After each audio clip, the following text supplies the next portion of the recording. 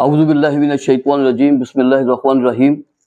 कानून से आगे होशियारी का बुनियादी हक है। बहुत ही अहम बात करने लगा हूँ आपसे, और ये मैं समझता हूँ कि जो वालिदैन अगर सुन रहे हैं वो भी सुने और बच्चे भी जो हैं उस बात को समझें। मेरी एक छोटे से लफ्ज़ को भी आप बहुत अहम समझें, क्योंकि इन बच्चों की ज़िंदगियों का इसमें मामला है। जैसे कोर्ट मैरिज के हवाले से आज मैं बात करने लगा हूँ कि कोर्ट मैरिज जो है, ये तसव्वुर ऐसा बच्चों के ज़हन में आ चुका है कि वो उसको जानते नहीं है। लेकिन मैं आज आपको बताता हूँ कि कोर्ट मैरिज के जो नुकसानात हैं या जो चीज़ें हमारे सामने आई हैं अदालतों के अंदर, तो मैं आपको बताता हूँ कि बाज़ बच्चे जो हैं वो अदालतों में आ जाते हैं और अभी स्टूडेंट होते हैं, कॉलेज में पढ़ रहे होते हैं, आपस में दोस्ती हो जाती है।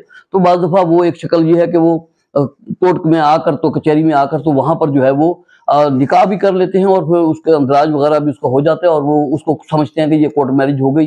वो लड़की की तरफ से एक एफिडेविट लिख दिया जाता है कि जी मैं 3 कपड़ों में आई हूँ, कुछ नहीं लाई हूँ और मैंने मर्ज़ी से इससे शादी कर रही हूँ, निकाह कर रही हूँ, कोई ज़ोर ज़बरदस्ती नहीं है। इस तरह का एक डॉक्यूमेंट बना के तो 2-4 कागज़ भर वो निकाह पढ़ा दिया जाता है।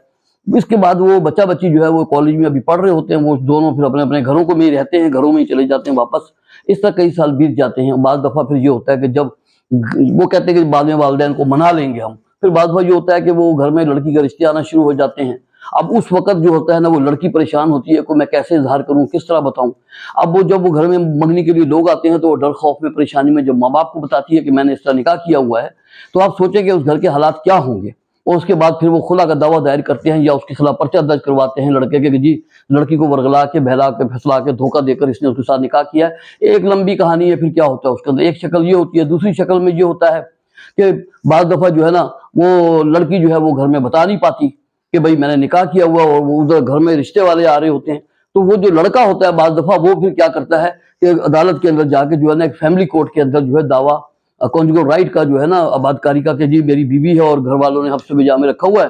तो एक कहानी बनाकर तो एक दावा दायर कर देता है कि जनाब मेरी बीवी जो है वो उनसे जनाब मतलब उसको आबाद किया जाए और तलब किया जाए अदालत में। तो फैमिली कोर्ट में अपनी बीवी को आबाद करने के लिए एक केस कर देता है, मतलब कि वो मेरी बीवी है। ज़ाहिर है निकाहनामा होता है, उनके पास चीजें होती है। बाद में फिर जब माँ बाप को घर में वो समन मिलता है, पता चलता है कि जी वो बेटी जिसका वो मंगनी करने के चक्करों में, शादी करने के चक्करों में लोग दिखने आ रहे हैं रिश्ता, वहां पर जनाब उसका तो खावन जो है वो उसने कोई केस किया है और वो कोई उसका खावन भी निकला है। अब जब उनको पता चलता है तो सोचते हैं क्या हालात होते हैं, फिर वो किस तरह से दस्तगिरबां होते हैं, जो भी मामलात हैं वो फिर अदालतों की नजर होते हैं। तो एक तीसरी सूरत आप ये भी देखें दादा, ये भी मुमकिनात में है कि बाद दफा वो लड़का लड़की कॉलेज में पढ़ रहे हैं, उन्होंने आपस में कचहरियों आके निकाह कर लिया कि वालिदैन को मतलब आमादा कर लेंगे। लेकिन वो बाद में पता लगा लड़का कहीं चला गया, भाग गया, नहीं हुआ, क्या हुआ, दूसरी शादी कर ली, क्या हुआ उसका। लेकिन वो जो लड़की है डर के मारे घर को बता भी नहीं सकी और बिलाखिर घर वालों ने उसकी मंगनी भी कर दी और वो खौफ में कुछ बता भी नहीं सकी। वो मौजूद लड़का भी नहीं है, वो किधर गया जिसने निकाह किया हुआ था। वो लड़की की पता लगा शादी हो गई, अब रुखसती भी हो गई। तो सोचें कि वो सारी जिंदगी के लिए वो जो बच्ची से बात जानती है, किस हद तक एक वो जिंदगी का एक मामला है। आप इसको अंदाजा करें क्या कुछ हो सकता है। और बात सूरतों में ये होता है कि बच्चे बच्ची कचहरियों में आ जाते हैं, वो आने के बाद वहां पर एक निकाह पढ़ा लेते हैं मौलवाना से और साथ में कुछ कागजात तैयार हो जाते हैं। वो समझते हैं कि बस अब हमें तहफ़्फ़ुज़ हासिल हो गया, अब हमें कोई कुछ नहीं कर सकता, हमने निकाह कर लिया। और वो बच्चे इस शक्ल में ये होता है कि बाद बच्चे वो निकाह करके उसी दिन घर से ही भाग जाते हैं। उन्होंने अहद किया हुआ होता है कि आज हम निकाह करेंगे और हम चले जाएंगे, वो गायब हो जाते हैं। अब जब लड़की घर को नहीं पहुंचती तो उसके वालिदैन जो है वो इस परेशानी के आलम में, जब देखी लड़की नहीं पहुंची, मालूमात करते हैं, उनको मालूम चलता है, उनको पता चल जाता है कि फलां बंदे के साथ वो भाग गई है या चली गई है। तो वो थानों में जाकर दरख्वास्त देते हैं। आपको पता है किसी की साइकिल भी चोरी हो जाए तो उसका भी पर्चा होता है। वो तो थाने में ये दरख्वास्त देते हैं कि जी हमारी बेटी सुबह काम पे गई थी, स्कूल गई थी या कॉलेज गई थी या नौकरी पे गई थी, वापस नहीं आई, हमें शुबा है कि फलां बंदे ने उसको अगवा कर लिया। और उसके अगवा में उसके वालिदैन भी शामिल है, भाई बहन भी शामिल है, वो उनको भी ऐड कर देते हैं, जबकि उन बेचारों को कुछ पता ही नहीं होता। अब पुलिस घर के ऊपर जब छापे मारना शुरू करती है तो फिर उनको पता चलता है कि भाई ये घर पे पुलिस पहुंच जाती है, तो एक मामला शुरू हो जाता है। अब जब घर पे बार बार लड़के के वो पुलिस वाले छापे मारती हैं तो मजबूरन वो लड़के से राब्ता करते हैं, लड़की से वो कहते हैं भाई मंजरे हम पे आ जाओ, सामने आओ, अदालतों को फेस करो, हमारी जान छोड़ो, हम भी फंसे हुए। वो दबाव में आकर बच्चा बच्ची जो है फिर वो बहरहाल जब वापस आते हैं।